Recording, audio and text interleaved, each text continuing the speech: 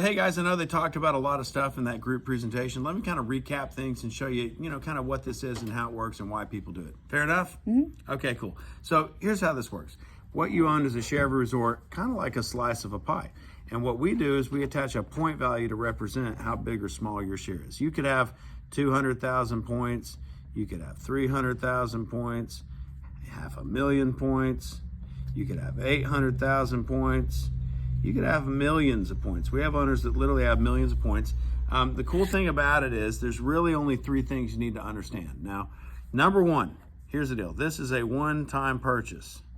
How many times do you purchase this? One time, Amanda, exactly right. Now, what you purchase is a share resort. It's deeded, so that means this is something that you own. It's an asset that you can will, you can sell, you can rent, you can share it, you can use it, you can do whatever you want with it because it belongs to you. But you only pay for it one time. Now, if you, let's say you purchase 300,000 points, let's just say. You with me? Yep. You buy it one time, but every single year, those points are going to renew into your Wyndham account just like an automatic deposit. So if you own 300,000 points, then every single year, you're going to get a brand new set of 300,000 points. Do you see how that works? Yep. And again, you only had to pay for them how many times? One.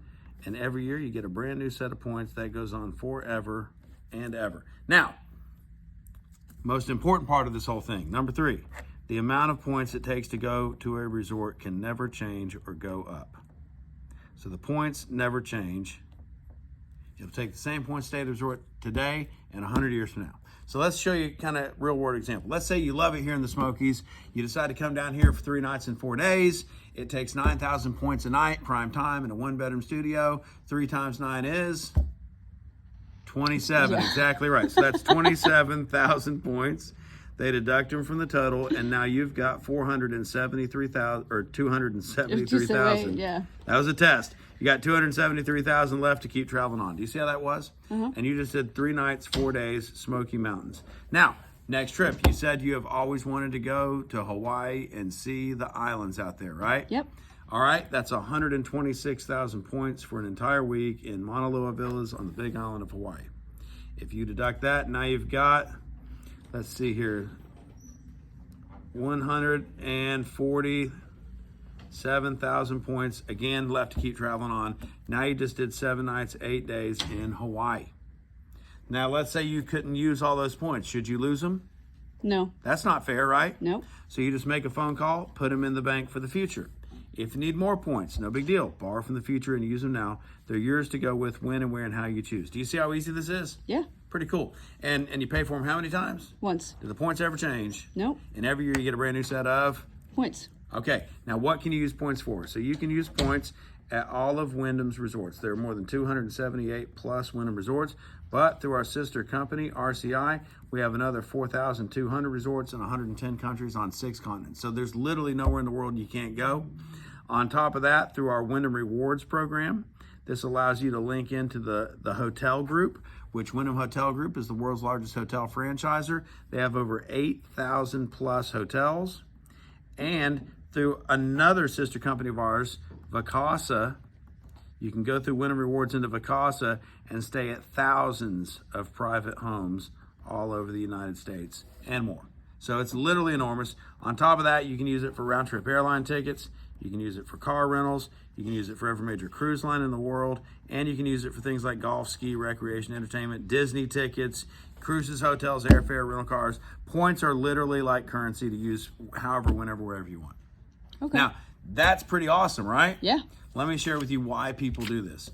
So earlier, you shared with me that you're doing somewhere between 2 and 3 weeks of travel per year, right? Yeah.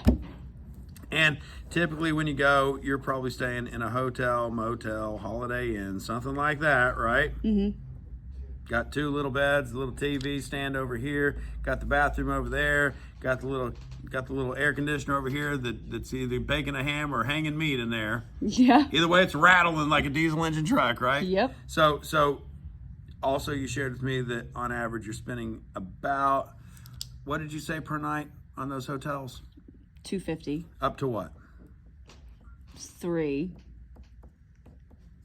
Let's say you never spent more than $200. You always got an amazing deal, right? Now, that would mean that you spent somewhere, $1,400 a week. So $2,800 for 2 weeks, or golly, $4,000. So somewhere between $2,800 and $4,000 a year just on vacations, right? Yeah. Did you ever look at it that way? Nope. Well, in 1, 2, 3, 4, 5 years go by, how much money have you spent? 20,000 on the top end. Well, I mean, that'd be like 10 to 20,000, right? Yeah. And then 6, 7, 8, 9, 10 years go by, and now you spent how much money? Too much. Right? That's $28,000 to $40,000 just on a hotel. Mm-hmm. Right? Now that's with no inflation. You didn't buy any hamburgers or Happy Meals. You didn't do anything fun. If you start throwing in food and entertainment, would you agree that that will probably double your cost of travel? Yeah. Okay, so now you spent somewhere between $56,000 and $80,000 just on a hotel. Does that seem like a good way to spend 80 grand? No. Okay, now let's say you rent that time. They give you a little piece of paper when you check out of the hotel. What do they call that little piece of paper? Your receipt. Right. Take all the receipts to the bank from every trip you ever been on. Say to the teller, give me what they're worth. What would he or she say? Yeah. 100% loss, right? Yeah. Take the exact same money. Let's say it's the exact same money to the penny, but instead of renting, you choose to own. Okay? They give you a little sheet of paper when you own things as well. That one's called what? A deed. If you take a deed to the bank, where are they going to put that? Don't they put that in a safety deposit box because it has value? Yeah. Truly, right? Now, considering this, deeds and receipts. On the 11th year, when you want to go on another vacation, are they going to say, oh, this one's free, this one's on us? Or are they going to want more money? More money. Right? The year after that, 11th year, 12th year, are they going to want more money? Yeah. How about the year after that?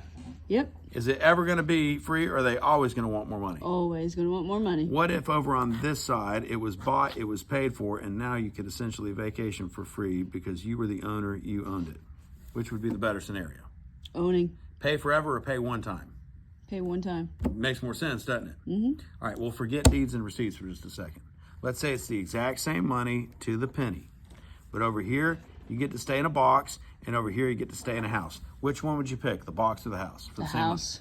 If it was 2 to 3 star or world class every single time, which one would you pick? World class. How about this one?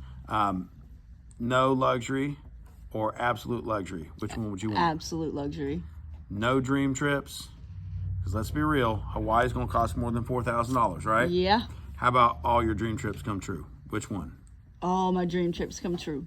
And over here, because this one is something you rented, you have no legacy, whereas over here, this is part of your legacy that you can will to your kids. This is a willed legacy. Would you rather be able to give this to your kids, or would you rather your money go to a hotel man's kids? Give it to my kids. They deserve it, right? Yep. Would you say you deserve it too? Yeah. Here's my point. At the end of the day, would you rather pay yourself or pay a stranger? Pay myself. Well, hey, obviously that makes a lot of sense, right? Yep. So by this point, you've probably figured out this is a sales presentation, haven't you? Yep. So that means I am going to ask you to enroll. But you knew that, to be fair, going into this, right? Yeah. So surprise, it's me. Let me kind of break down why we do business this way, okay? We are a business, and when you look around this room, every single family that you see, it costs us about $550 per family just to have marketing to bring people in, right? Company-wide, that's hundreds of thousands of dollars that we spend every single day just to share this opportunity with you. If this were your business and your money, when would you want to see a return? Tomorrow, next week, or right now? Which Right one? now. Hey, we're no different than you. That's why we know we are going to have to put our best foot forward, offer you amazing benefits and incentives to earn your business today.